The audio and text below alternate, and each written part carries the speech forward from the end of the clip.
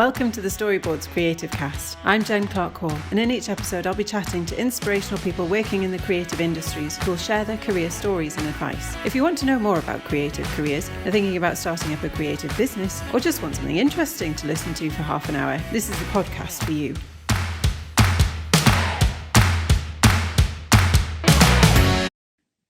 Today we're talking with Chris Wood, aka Woody, a professional musician, songwriter, producer and drummer in the band Bastille. Welcome to the podcast, Chris. It's great to be talking with you today, and thank you for coming on the Creativecast. Thanks for having me on. Oh, it's brilliant to have you here. So if we could start off just having a little look at your creative CV as a musician, you could talk us through that. Yeah, sure. God. So I guess back to the start then really quickly. So started playing drums when I was about 11.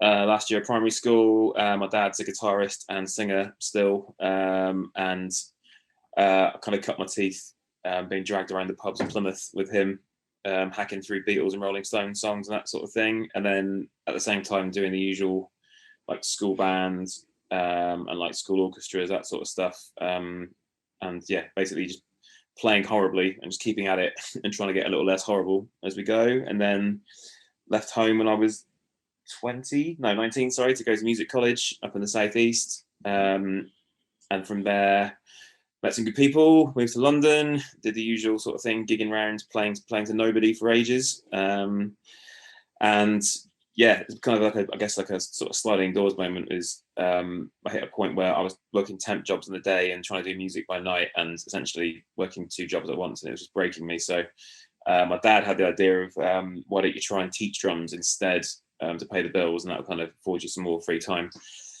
In the process of doing that, I was out flyering houses, and I think we did about 2,000 flyers. I got like 4 students and 1 phone call, which happened to be Dan from the band Bastille, who I'm in now. And yeah, he called me up. He was playing solo at the time, doing more like left field obscure stuff, and needed a drummer. And yeah, he rang me up thinking I was going to be some old boy with a beard. Could I recommend anyone like more his age? He's like, well, I'm 22, mate. So yeah, I'll be in your band. So yeah, kind of met him that way, just purely by flying in his house. And yeah, I mean, at the same time I was doing that, so I was playing like all these little dive bars with Dan around the country. At the same time I was doing that, I was doing like wedding bands and like playing for other people as well, and just basically doing anything to avoid like a real job. Ended up being the sort of T-boy / assistant at Elton John's management company studio in Hammersmith for about a year or so. So I learned quite a bit there. Yeah, just trying to kind of learn as I went really, and just pick up little bits of like tips or information from people as I went. And yeah, the band, we kind of picked up a head of steam when we sort of picked up the other guys and went away, came back with some more sort of popular stuff, and we signed a record deal Christmas of 2011, and it's all been a bit of a whirlwind since then, the last 10 years or so. Yeah, that's the abridged version. Yeah, well, it sounds like you've dipped your toes into a lot of different areas. How do you feel that's benefited you in your career? I think it's kind of a double-edged sword. So if you're coming at it from purely like a sort of like art perspective, in terms of you're trying to make your creative statement, like too many outside influences can probably like muddy the waters a little bit. So I mean, with Bastille, like Dan is like the lead creative and main writer, and I think we sort of benefit from that, because he's really good, but also it's that case of too many cooks spoil the broth sort of thing. So I think it's better if you're trying to make some real artistic statement or something stronger like that, then it's better to have like 1 or 2 people just driving the vision, otherwise you end up with some weird kind of compromise and it's a bit half-baked and it's neither here nor there. So on that side of things, you know what you're trying to achieve and sort of stick to your guns a little bit. I'd also say like the worst reaction you could have, I think, to anything that you create is just like a shoulder shrug, like meh. I'd rather someone hate it, because then chances are someone else is going to love it. If it's more divisive, then yeah, chances are you're onto something, I would say. But then on the flip side, in my sort of more recent guys doing like writing production stuff with a friend of mine, Matt Wills, who's an artist as well. It's just learning to sort of like manage like people and expectations, and almost not trick people, but try and make someone think they've had an idea. You're trying to sneak in sort of. It's like what you do as a good spouse. You make it feel like it's their idea to get a dog or a cat. Exactly, yeah. So there have been many cats gotten recently, which is great. So yeah, I guess yeah, but it's also just like say like dealing with people, and also I guess from touring like a lot, it's quite often the people who like it's not necessarily say you'll see like the very best guitarist in the world on stage the whole time, because touring is like 2% playing, 98% waiting around and hanging around. So if someone's an absolute nightmare of an ego to deal with, and you've got to spend 6 months with them on a tour bus, they ain't getting the gig. You'd rather choose someone who's like slightly inferior, say, in sort of playing ability, but they're like super chilled out to hang out with, or just very easygoing. So yeah, just kind of learning to like manage personalities. I think that's a huge thought in terms of like sort of if you're going to sustain like a career, I guess, in the creative industry, you need to know when to bite your tongue occasionally. Yeah, and I think that's true of any profession, isn't it? You've got to go into it with a level of diplomacy. Yes, and I think that comes with age and wisdom, doesn't it? Yeah, I mean, I've got a few more grey hairs poking through now, so yeah, definitely age and wisdom is, I guess, going hand in hand. But yeah, but it's also amazing that so there are people who are like say at the very very top. Well, say mentioned like working in like Elton John's studio. There's like a couple of times where he would come down to the studio.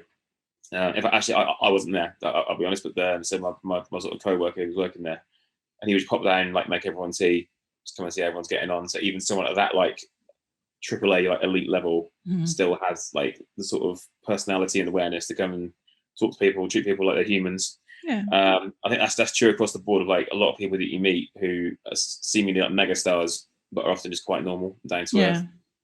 Often the ones on the way up who have got like a load of sunshine being blown at their ass, and everyone's saying, "Aren't you wonderful?" That often goes to their head, and they don't often get very far because, especially in music, like it's a very small, like incestuous industry, so everyone knows everyone by 1 or 2 degrees of separation. So, and I think if you're sort of brought up in an industry around those sort of behaviors, so like you say, if Elton John came down and he was making cups of tea for everyone, it's modeling good leadership behavior and modeling that kind of behavior that they want to be surrounded by.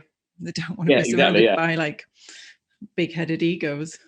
Yeah, and also like obviously there's the I guess empowering people to kind of be themselves, because if you're surrounded by yes people the whole time, you're not going to get anywhere. If no one's got the guts to kind of give you bad news or a controversial take on what you've done, then you aren't going to learn, are you? No, exactly. And thinking about when you've done previous interviews, you've talked really passionately about your craft and being a percussionist. How have you overcome challenges that have cropped up along the way to where you are now? So you were saying, for example, you handed out thousands of flyers and you got four callbacks from that. What is it that keeps you motivated to do that when you're in that sort of situation? I don't really know, to be honest. it felt like, I mean, I always wanted to play music since like I was in my like early mid-teens, playing like certain albums or whatever that like really move you. And it's like, I mean, especially in the early days of the band, like when you're driving like 400-mile round trips, have no money and playing to like 7 people and a dog, like you've really got to be doing it for the love. There's like zero glamour involved in that.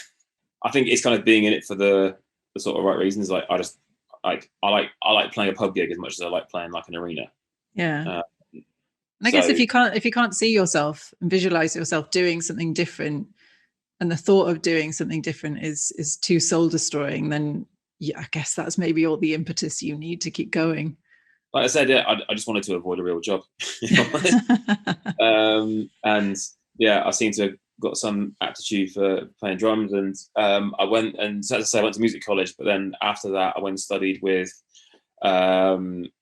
sadly recently passed away drum teacher called Bob Armstrong, who if anyone's in the sort of in the drumming community, like he's quite a well-known teacher. He's taught like his sort of CV of like people he's taught is just, it's ridiculous. Like drummer for Oasis, Paul Weller, Spice Girls, Wow.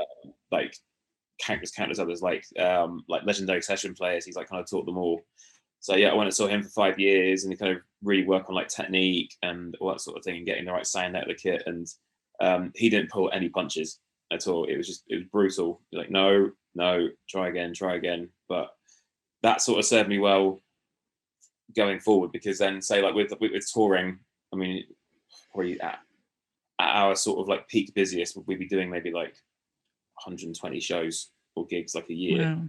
Wow. Probably more, as well as like say TV performances and rehearsals and everything like that. So yeah, you can be playing drums and like hitting things almost half the year, which if your technique's no good, I mean, I know guys who've had like tennis elbow and like had to get wrist surgery and all sorts of stuff, just because there's a like, it can look like you're hitting really hard, but you have to let the sort of like stick and everything do the work and take the shock a bit. I was going to say, that you must have to take care of yourself quite well, because it's a really physical instrument to play. Yeah, that, and also just because the way I'm set up, because there's so many things I need to do. Like my setup's basically full 180, so there's like a lot of twisting and turning. So yeah, I get quite a fair bit of like say physio or osteo done throughout the year as well, just to kind of keep things ticking over. Because yeah, like also sleeping on a tour bus, it's fun, but doing it for half the year, like if your bed's constantly shaking a little bit, you're not fully relaxed, and you end up with like kind of cricks in your neck and all sorts of stuff like that. Gosh, that's the side of things I hadn't even thought of. Just the physicality of the wear and tear on your body of playing an instrument, and obviously, like you say, trying to sleeping on a moving vehicle. Yeah, as well. I mean, obviously drummers get it quite bad, but then say like I would say bass players and guitarists too. Like if they have particularly heavy instruments, you'll see guys with like kind of one shoulder lower than the other. Right. Well, yeah, like it can really mess with your posture, and yeah. But it's fine when you're 19 and don't give a crap, and you can headbang all night long and party even longer. But it'll catch up with you eventually. Yeah, Rafty, my eldest, he got his first guitar injury, and he scraped his finger, and like he had a blister, and he was like, look, mummy, this is what I did. And so he's been inducted into the guitar injury.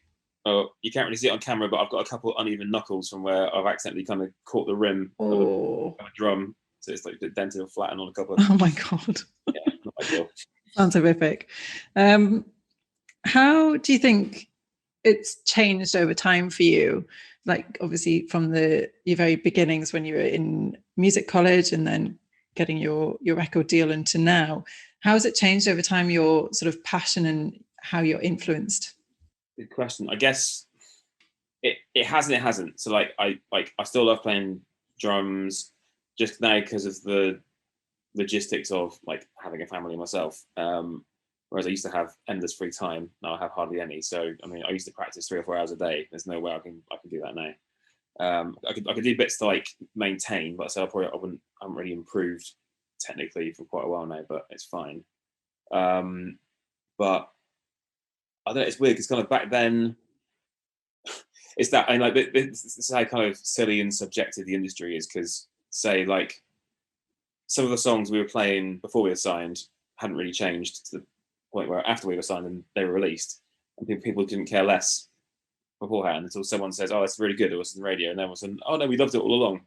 Mm-hmm. So it's kind of sticking to your, as I said before, like sticking to your sort of principles and having a bit of belief in what you're doing. Because if you kind of live and die by other people's opinions as well, then I don't think that's particularly helpful or conducive to anything. Also, I think people aren't daft, and they can tell if you're being disingenuous, like trying to talk about a subject that you don't really understand or hasn't affected you, or trying to play in a certain sort of style or whatever. So as far as that goes, like we've always just made music that we're really proud of. Hopefully everyone else is. I think if you try and follow trends, then that's just a recipe for disaster, and it becomes There's a lifetime to that, isn't there? There's a sort of a time limit on it if you try and go with a trend. I mean, the Rolling Stones are still touring. They haven't dropped any like kind of grime singles recently. You know what I mean? So I think it's just kind of like knowing knowing who you are. Because again, like when you're making music without any sort of pressure or anyone expecting it, like then it can just be, I guess, like a sort of semi-reflection of yourself. Obviously, that's going to change over time because we've now toured the world and seen places and met people. Yeah. Those influences are going to affect and color it, I suppose. But I guess it's not something you can always recognize yourself because you don't maybe always realize that you're being subtly influenced by the changes that you're going through. Yeah, and also like with music, especially, say like you can have a lead time of like over like a year or 2 years between like a song being written and it finally being released into the world. Mm-hmm. By which point you as a person has probably moved on drastically in that 2 years as well. So I guess there's that constant development, and I guess also like people like they'll ask sometimes like what was the one moment that you knew things were going really well. It's like there wasn't really one as such because it was such a slow kind of incline. And because you're in it, it's not you're kind of zooming in on someone else's life sort of thing. It's just because you're in it the whole time. There's no real like tipping point as such. Yeah, it's a gradual progression. That's probably the best way to do it, rather than all of a sudden feeling like you're thrust into this world that you've no idea what it's about. Oh, I feel so bad for like say people who win like X Factor or The Voice or whatever, just literally going from maybe singing karaoke like at the local pub to you're now on stage in an arena. So yeah, like, at least for us, we literally worked our way up from empty pubs all the way through like clubs, theaters. Yeah. What do you think? What role does failure play in your creativity? Oh, it's huge. There's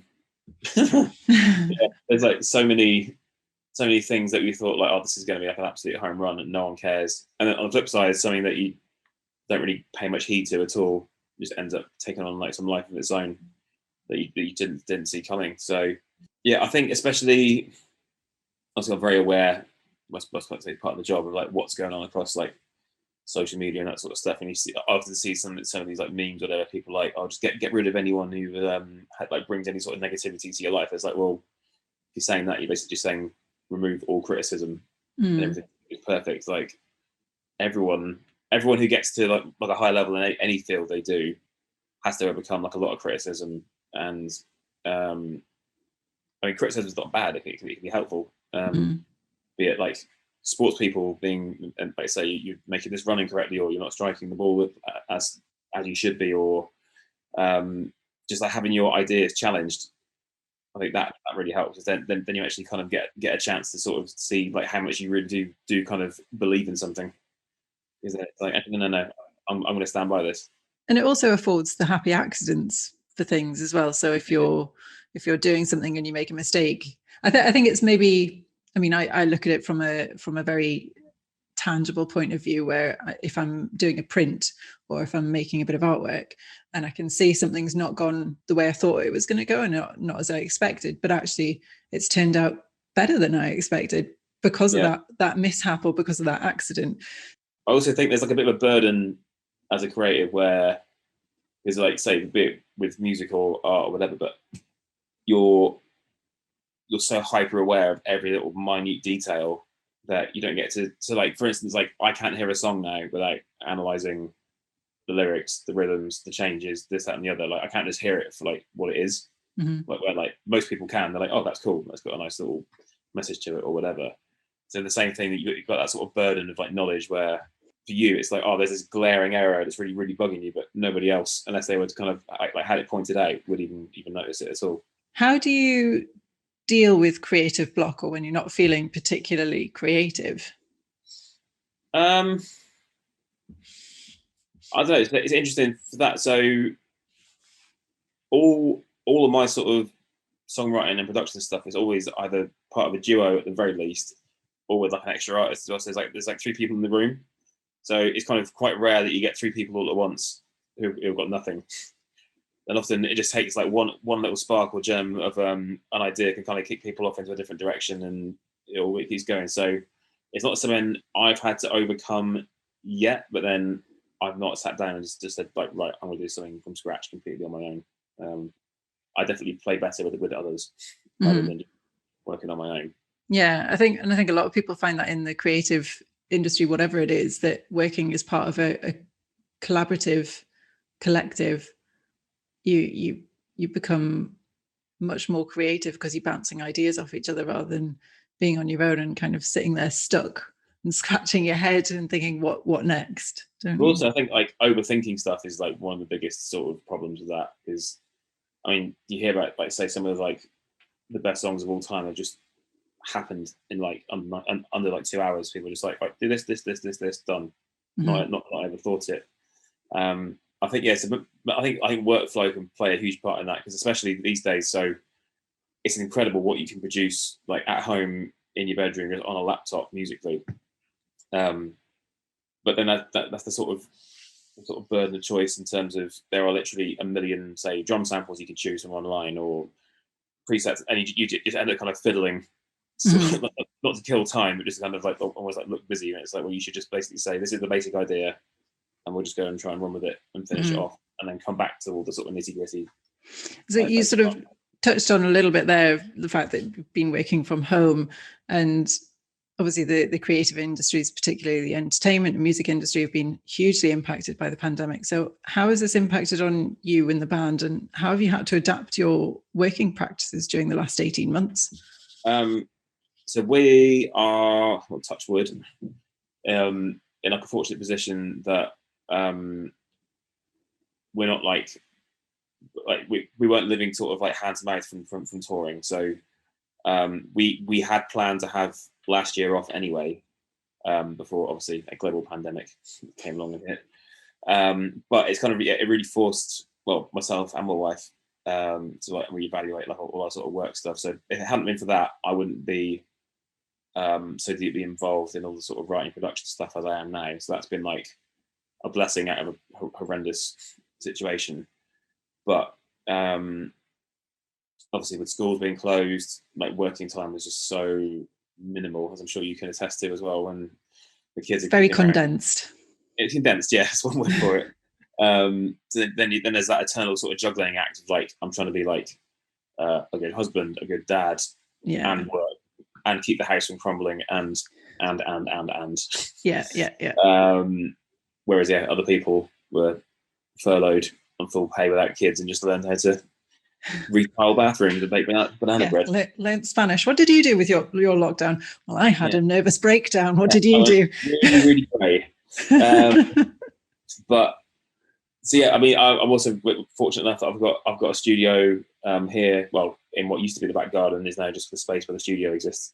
So I can record out of there. I tracked some of the drums for the new Bastille album in there as well, and drums for other people as well. So yeah, I mean, it's amazing what you can do remotely. I mean, I tracked drums for an artist in America who then had it produced in Scotland.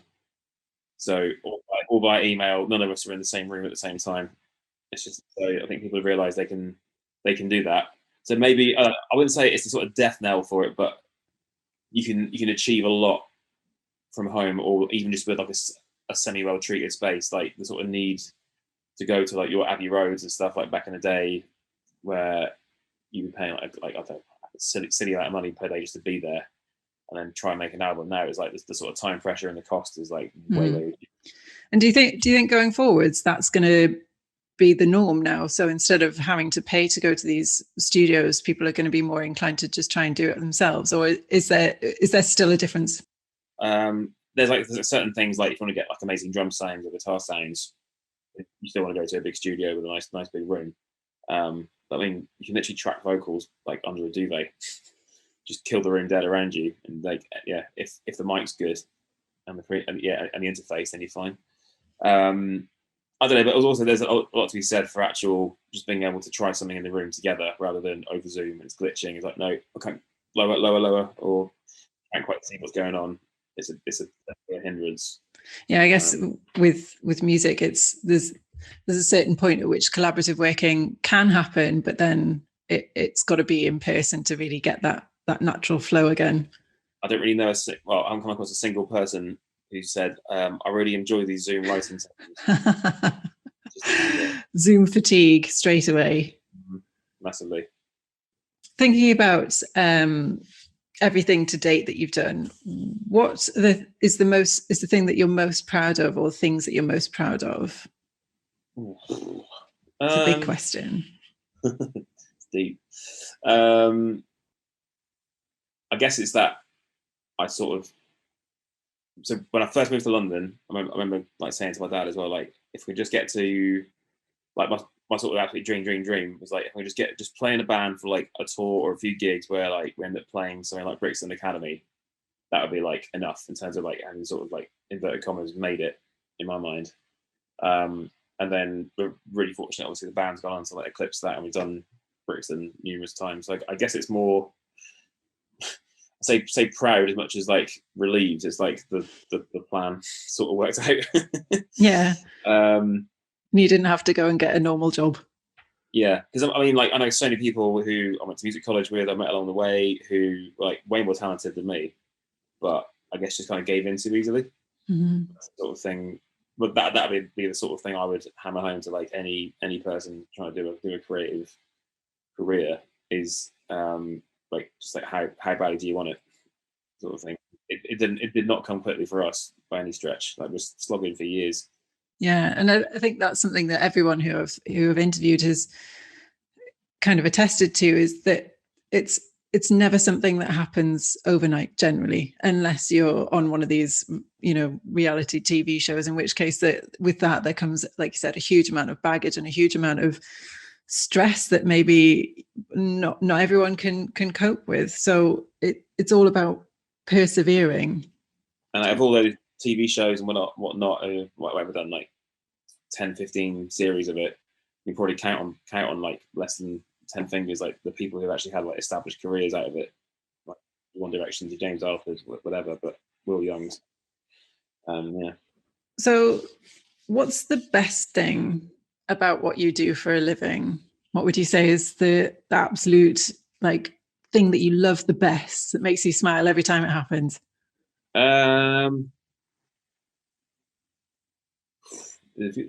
Just I guess it's the sort of like idiot drummer in me speaking, but like just getting to play drums through like an enormous PA system that can literally like make your brains rattle, like that never gets old. It's like, yeah, when you like smash the bass drum and like the whole room is shaking, and that never gets old. Apart from that, it's just the fact that we get to make a living out of traveling the world with your mates, playing songs you made.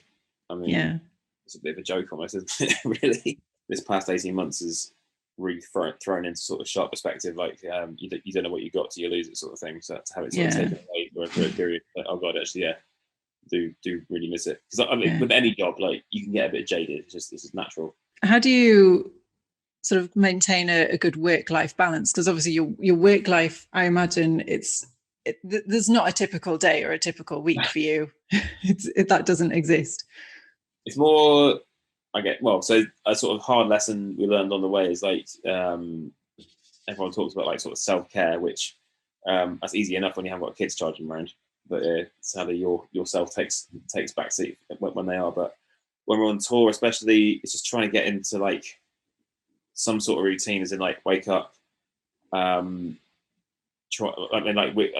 got people who look after us on tour. So Erica, our tour manager, is really good at finding like a gym nearby or something, or sorting out like if I have a side pitch, just like, right, before lunch everyone's going to go and do something physical for themselves, just because otherwise you can fall into this horrible routine of, say, tour bus, dressing room, hang out all day backstage, not see daylight, have a few drinks, go on stage, a few more drinks, bed, repeat. And we did that by accident on one of our earlier US tours, where we just kind of didn't even realize it, but just basically gave ourselves cabin fever after like 2 or 3 weeks of just that same cycle. And then, so yeah, she's like sending out itineraries every day, as in like, we're going to be in this particular city and you can go and see this. So it's just make sure you go and see something of the place, just to get a bit of just try and get your bearings set. Yeah. Otherwise, so like, how was it touring America? Is in like, no idea, because I didn't see it. Didn't see it. So yeah, now it's kind of actually like taking the time to make sure that you do go and see it. Yeah, and just take yourself. And that must be a really nice side to it, is having that person there to make sure you do that. I mean, I guess bands starting out won't have that person perhaps there for them. So that might be an important bit of advice to share, to just make sure you do get off a tour bus and get out during the daylight hours. Yeah, hugely. But also it's definitely a case of like, do as I say, not as I did. Yeah. Because I mean, on the first tour, like anyone would, you don't know how long it's going to last. So we just went wild every night. Yeah. Big parties, and that's not conducive to like a long performing career, especially for singers, because nothing would dry your throat out faster than alcohol and air conditioning. Yeah. And you go to sing and just air comes out, nothing else. So what do you do to make sure you can switch off? So when you do have that downtime, when you're not touring and you're at home with family, what helps you to kind of really switch off work mode and have that time? I probably don't. It's terrible. I mean, so as well as doing the writing and production stuff, I've also got like a small indie record label that I'm working as well. I don't know. I'm really bad at doing nothing. Is the problem? So switching off the issue. I mean, to be honest, just because I'm a child, probably playing FIFA after the wife's gone to bed. You can just focus on that rather than anything more important. Just to focus on something so true. I guess it's the same as watching like trash TV. It's not engaging my brain. Yeah, just to zone out a bit. Mm-hmm. And you're saying you've started you've got this record label and you started producing, and you're doing more songwriting. So where do you see yourself in sort of 5 to 10 years time? Oh God, I don't know. So the writing production stuff like really excites me, and like I enjoy it like as like literally equally as much as I do like being in the band as well. So I guess that's nice. It takes the pressure off the band, because obviously with the band you're relying on other people to kind of all be on the same page and want to keep going. And I mean, to be honest, I just, as long as people still care and want to come to shows, and hopefully we're still doing it, the dream would be to kind of maintain or even get to a higher level than we are now, and have all the writing and production stuff and label stuff on the side as well. Basically have my cake and eat it. Yeah. But if it's not to be, then obviously the writing production stuff lends itself more to being like stay-at-home dad, which is good. Be around for the kids and whatnot. So I'm kind of happy either way, really. Yeah. The answer is I don't know. I don't think. I think again that's.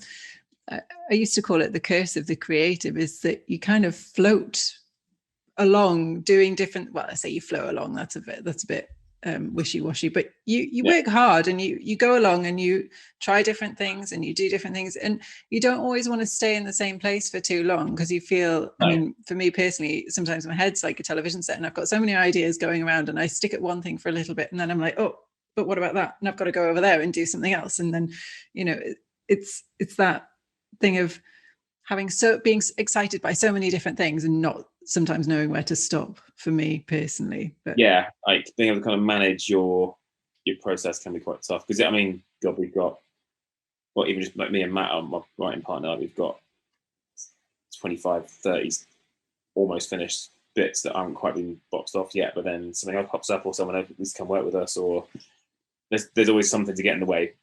Yeah, I think that's the kind of curse of the creative is really bad at actually finishing stuff. You need like a deadline or someone to go, right, that's it.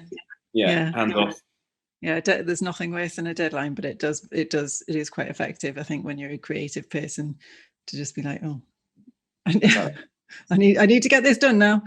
So if you were to finish this interview off with a bit of advice for someone who wants to follow a path into the creative industries, either in your area or another discipline, what do you think that little golden nugget of advice would be? Practice what you're bad at, not what you're already good at. Oh, literally simple as that. Yeah, that's an awesome bit of advice. Because I mean, musicians are terrible for this. Say if you've got like an hour set aside to go and practice, first 10 minutes fine. If you want to warm up, play something fun, go for it. But then it's so easy just to kind of fall back on the things you're already good at. Just basically massage your own ego, and then maybe like 10 minutes of the thing I'm not very good at. That's hard. I'll go back to the easy thing again, and then it's finished. Like actually just kind of map out what you want to achieve. It also just keep a record. Like, so, I mean, with anything technical, you can just keep a track, like a little diary of like say the date and like the sort of tempo that you could play something like consistently well, even if it's super slow. Just gradually build it up, and then you can then visually see your progress that you've made. Mm-hmm. And also, just go and seek advice. I would say, like with musicians in normal non-pandemic times, especially if you haven't got kids to deal with, like you should just be out every night. Like if you're not playing, go see someone else play, go and learn, just go and meet people. Mm-hmm. You just don't know. Like a friend of mine, Ben, he toured the world with a Kiwi artist called Lady Hawk, like for two albums, and I think he got the part. He got the gig. He's a very, very good drummer. He got the gig because he said yes. I think was filling in for a mate on a Tuesday night, like at a local pub gig. Who couldn't make it. It just happened that her MD was there at the same time. So, we need someone, and then got the audition from that. You just don't know. There's like always a thread in everyone's career. You just got to just keep following it. Mm-hmm. But well, as my dad would always say, just put yourself in the market. Like you're not going to meet anyone just kind of sat in your room doing nothing. No, you've got to get yourself out there. And I think that's the other thing that a lot of people have said in the interviews is don't be afraid to go out there, and don't be afraid to kind of let yourself be seen. And show where your talents lie and what the talents are. Just like, I guess, putting in the hard work. So there's a story I always like to mention in terms of like attitude. So when we first started out, we had because we had no budget, we essentially had like two different guys helping the volunteer on the crew to kind of go and get experience for like a short tour. So one guy in the first half, he basically thought he'd join the band and was out every night drinking beers, chatting to fans when the rest of the people are packing down. The second guy, he was first up, last to bed, just hands on everything, just couldn't give him enough work to do.